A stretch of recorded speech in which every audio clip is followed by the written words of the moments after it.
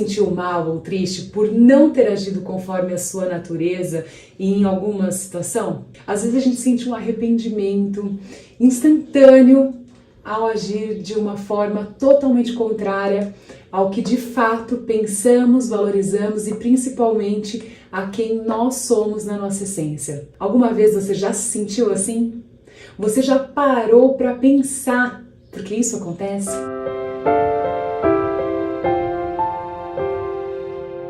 Meu nome é Ive Camanducci, eu sou psicóloga clínica, esse é meu canal para sessões de terapia aberta e hoje eu vou te ajudar a responder a essas perguntinhas que eu te fiz aí. Aproveita, acione aí o sininho para a gente estar juntas nas próximas sessões de terapia, se inscreve no meu canal e ao terminar de assistir esse vídeo, compartilhe com alguém que você ame e queira bem. Hoje vamos pensar nas razões sobre as quais sabotamos a nós mesmos. Para isso, eu quero recorrer a um texto que está lá em Romanos 7, que vai do versículo 15 ao 25. Nessa altura aqui, você já sabe que eu sou crente, né? Que eu uso aqui nas minhas sessões de terapia ou exemplos da Bíblia ou casos de pacientes que eu consigo trazer aqui para vocês, para que a gente possa aprender com aquilo que outra pessoa já viveu, com aquilo que outras experiências podem acrescentar para a gente. E hoje eu quero ler para vocês algo que está lá em Romanos, capítulo 7, versículo do 15 ao 25, que é muito poderoso. Fala assim: não entendo o que faço, pois não faço o que desejo, mas o que odeio. E se faço o que não desejo, admito que a lei é boa. Neste caso, não sou mais eu quem o faz, mas o pecado que habita em mim. Sei que nada de bom habita em mim, isto é, em minha carne, porque tenho o desejo de fazer o que é bom, mas não consigo realizá-lo. Pois o que faço não é o bem que desejo, mas o mal que não quero fazer. Esse eu continuo fazendo. Ora, se faço o que não quero, já não sou eu quem fez, mas o pecado que habita em mim. Assim, encontro esta lei que atua em mim. Quando quero fazer o bem, o mal está junto a mim. No íntimo do meu ser, tenho prazer na lei de Deus, mas vejo outra lei atuando nos meus membros do meu corpo, guerreando contra a lei da minha mente, tornando-me prisioneiro da lei do pecado, que atua nos meus membros. Miserável homem que sou! Quem me libertará do corpo sujeito a esta morte? Graças a Deus por Jesus Cristo, nosso Senhor, de modo que com a mente eu próprio sou escravo da lei de Deus, mas com a carne da lei do pecado. Gente, esse texto é maravilhoso. Eu acho que Paulo já tinha dimensão aí dos nossos sabotadores, dos nossos inimigos internos. Ele só talvez não tinha, claro, essa nomenclatura e essa forma de poder transformar numa ciência, isso é sabedoria pura que ele passa pra gente, mas é exatamente isso que Paulo enfrenta, é o que a gente enfrenta. Tem vozes dentro da gente que, como que a gente deve fazer algo, e às vezes a gente acaba atendendo a essa voz tão simplesmente por não se avaliar, não passar por um crivo nosso de discernimento.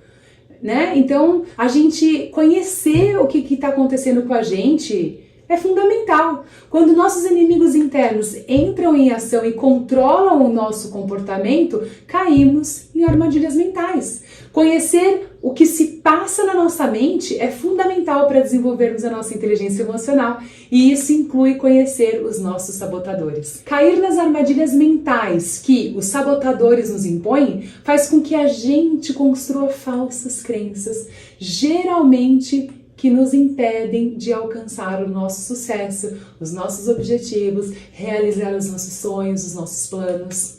Normalmente isso acontece porque os nossos sabotadores entram em ação e controlam o nosso comportamento sem que a gente perceba. E o mais impactante é saber que esses sabotadores agem na maior parte do tempo como um mecanismo de defesa para aquelas situações que afetam negativamente a nossa vida pessoal e profissional. Os sabotadores são os nossos inimigos internos e invisíveis. Mas, Ive, quem são esses sabotadores? O que é isso? Esse inimigo interno, a voz do capeta, o que é isso? Calma, calma. Os sabotadores são construtos mentais que desenvolvemos dentro de nós, que reflete nos nossos comportamentos e padrões de pensamentos negativos. Sem a gente perceber, esses comportamentos geram o que conhecemos como autossabotagem e que, por sua vez, a autossabotagem representa um mecanismo de defesa que a gente cria desde a infância com o objetivo de nos proteger das situações adversas como medo, desconforto, ansiedade, desmotivação. Imagina uma situação em que uma criança que vive num lar em que os pais brigam diariamente de forma intensa, aquela confusão, aquele lar disfuncional. Essa criança, para fugir desse ambiente aversivo, esse ambiente negativo, ela prefere ficar ali no quartinho dela, videogame, vendo TV, enfim, prefere se afastar, desviar daquela situação. Ela decide se desviar. Ela decide desviar os pensamentos dela e focar num brinquedo, no videogame, na TV, na série, enfim, para evitar esse confronto, evitar esse conflito familiar. Ela quer sair daquela situação. Então a repetição desse comportamento se torna um padrão de comportamento e provavelmente na vida adulta esse padrão irá se repetir inconscientemente. Toda vez que essa pessoa, que era aquela criança e hoje é um adulto, estiver envolvida em um conflito, o que ela vai fazer? Buscar evitar. Ela naturalmente passará a ter esse comportamento evitativo frente a todo e qualquer conflito e fará tudo para fugir de conversas difíceis, preferindo não falar o que sente e fingir que os problemas simplesmente, não existem. Por isso, é tão importante entendermos os nossos sabotadores e ter clareza de que eles funcionam para trazer alívio imediato a uma situação de desconforto, como medo, e além de não resolver o problema, ao longo prazo, eles arruinam os nossos sonhos e impossibilitam a gente de alcançar os nossos objetivos, realizar os nossos planos. Então, veja lá, para eu conseguir resolver qualquer tipo de problema na minha vida, eu vou ter que enfrentar situações. Não há como a gente fugir disso. Percebe? E se é uma pessoa como essa criança que viveu nesse ambiente, que hoje é um adulto e tem um comportamento evitativo, que problema ela vai resolver? Nenhum. Vai ser aquela pessoa que deu aqui uma coisa um pouquinho mais difícil, larga. Ficou um pouquinho mais difícil ali, desiste. Aconteceu um negocinho ali. Será? Melhor não. Deixa como tá. E esse deixa como tá, a sua vida vai ficando estagnada. Janelas que se abrem e que não se fecham. Então, antes de eu te falar sobre cada um desses sabotadores, eu quero finalizar quais são os gatilhos que acionam esses sabotadores para que você possa acender aí as suas luzinhas e desenvolver um olhar mais consciente para toda vez que eles aparecerem, esses gatilhos aparecerem, você falar, opa, peraí, acho que isso daqui está acionando o meu sabotador. Então eu vou ficar esperto e eu não vou permitir que isso aconteça na minha vida. Eu vou trabalhar na forma contrária e enfrentar essa situação. É importante ressaltar que os sabotadores sempre existiram e sempre existirão. Portanto, o que a gente precisa é ter clareza e consciência de quando eles estão atuando e ganhar habilidades para controlar e impedir eles de atuarem na nossa vida, nas nossas escolhas, nas nossas decisões. Os seus sabotadores não podem escolher as coisas da sua vida para você. Porque ele não vai te levar para um lugar bom, ele vai te levar para um lugar preso, um lugar limitado, você pode muito mais sem eles. Então é isso que eu quero trabalhar com você por aqui durante algumas sessões, para que você consiga despertar esse olhar, para que você consiga trabalhar isso em você mesmo. Os sabotadores existem com a função de evitar situações de desconforto, lembra? Então, a questão aqui maior é que, na maioria das vezes, por falta de inteligência emocional, confundimos alguns sentimentos e não percebemos o real causador da autossabotagem, daquilo que a gente está fazendo com a gente mesmo. Os causadores são o que a gente chama de gatilhos. É aquela ação que aconteceu, que chega até em mim, que afeta os meus sabotadores, e aí eu vou automaticamente me auto-sabotar. Nossa mente pode ser o nosso pior inimigo, e nela se encontram personagens que ativamente sabotam a nossa felicidade, o nosso sucesso e as nossas conquistas. Para dar mais clareza e trazer para a prática como identificar e enfraquecer os sabotadores, eu vou trazer alguns exemplos dos gatilhos mais comuns presentes no nosso dia a dia para que você, saiba o que pode ser gatilho para você. Eu vou trazer aqui 4. O que são gatilhos para você? E se você tomar conta desses 4, olha, sua vida já vai melhorar muito. Acredite, muito, muito, muito. Então, papel e caneta, anote, por favor, daqui por diante os 4 gatilhos que acionam os seus sabotadores e faz com que você tenha uma vida menos produtiva e faz com que você fique aí impedido de agir dentro dos seus maiores potenciais. Então, o primeiro gatilho é mudança e situações que nos tiram da zona de conforto. Esse é um gatilho clássico de autossabotagem. Sair da zona de conforto é sempre complexo, sempre que somos provocados ou forçados a sair do contexto em que estamos acostumados. É natural que experienciemos tanto situações boas quanto situações ruins, quando nós mudamos, enfim, quando temos mudanças na nossa vida. Então, estarmos abertos ao novo, exercitarmos a resiliência, são maneiras de armazenarmos o impacto desconfortável dessas mudanças. Então, se a gente tem lá uma mudança de situação, algo que, vamos pensar, mudamos de país. Se eu já chegar enrijecida, inflexível para aquilo que está vindo até mim, vai ser muito mais difícil de eu me sentir confortável naquele novo lugar, naquela nova situação.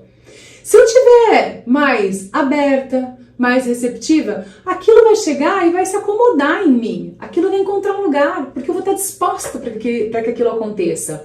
Então é muito importante que a gente entenda e que a gente veja que quando houver mudanças na nossa vida, se nós enrijecermos, será mais difícil. Se nós exercitarmos a resiliência, se nós nos abrirmos para esse novo, será mais fácil. Outro ponto importantíssimo, falta de autoconhecimento. Esse daí, para mim, é o principal. Não adianta fugirmos desse gatilho enquanto a gente não buscar compreender a nós mesmos. Olhar com coragem e humildade para as nossas sombras e luzes. Nós não somos só sombras, que é aquela coisa macabra, erro atrás de erro, e nem somos só luzes, tipo, ai, uau, nossa, maravilha, eu sou perfeita, né? Não, claro que não.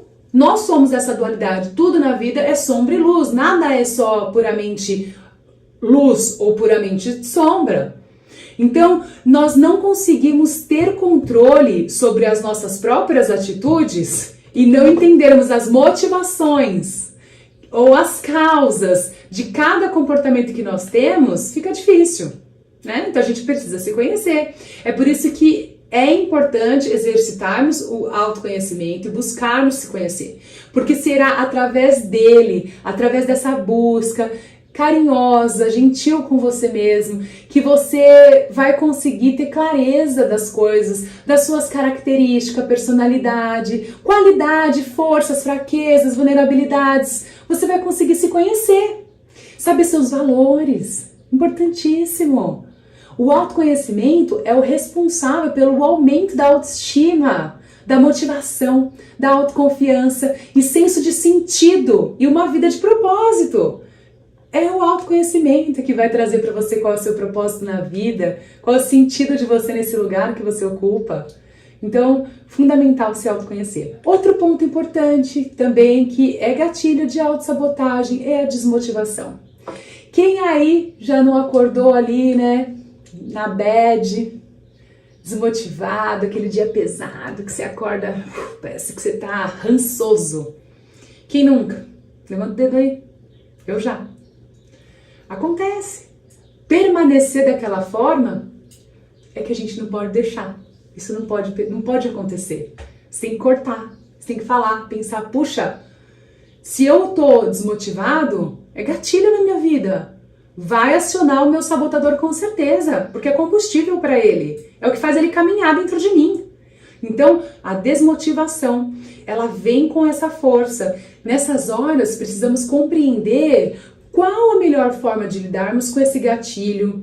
E isso vai depender de cada pessoa. Tem gente que vai lidar melhor, tem gente que não vai. Tem gente que vai precisar ligar para um amigo e falar, cara, tô mal hoje.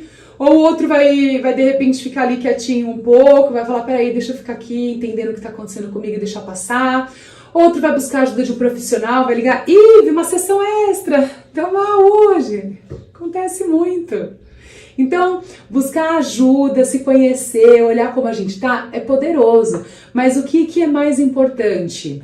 O mais importante é você identificar a forma que funciona melhor para você e se planejar para que nesses dias ruins, nesse dia que vai chegar, que você vai estar mais desmotivado, você saiba como lidar com isso e você fazer o que for melhor para você, o que for possível fazer nas condições que você tem, do jeito que você conseguir, tá bom? E o quarto ponto, que é super importante, é a falta de foco. Normalmente, a falta de foco é proveniente de um sentimento de ansiedade e das inúmeras distrações que nos rodeiam no nosso dia a dia.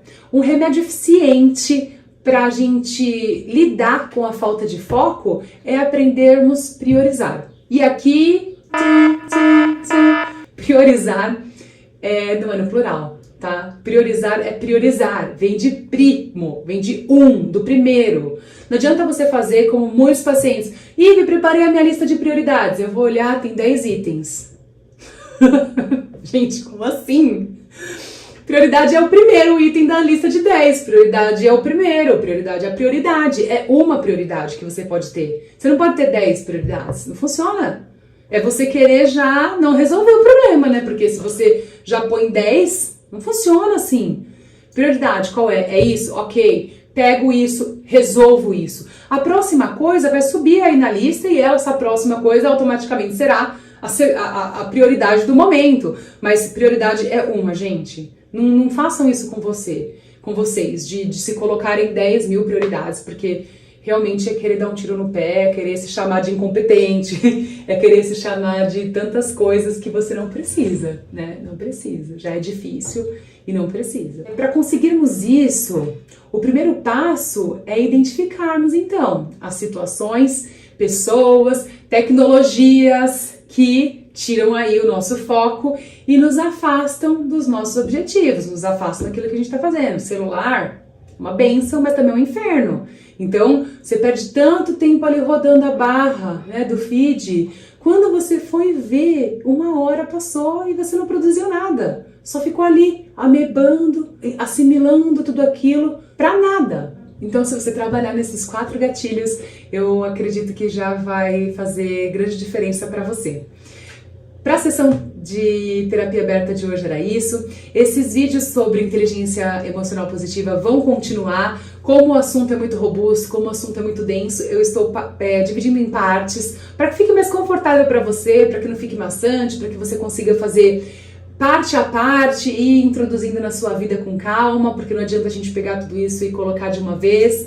Esses assuntos eu costumo trabalhar na minha mentoria e é algo que é feito com muita paciência, é um trabalho modelado que leva tempo. Eu não consigo deixar com que vocês não se apropriassem disso, porque são ferramentas poderosas que vão transformar a sua vida. Eu acredito nisso, porque funciona na minha, funciona na vida dos meus pacientes e eu não tenho dúvida que na sua será a mesma coisa. Então compartilhe esse vídeo com alguém que você ame e queira bem. Se inscreve aqui no canal se você ainda não foi inscrito. Aciona o sininho para a nossa próxima sessão de terapia aberta para você ser notificado e vir comigo. E eu te encontro no próximo vídeo. Até mais!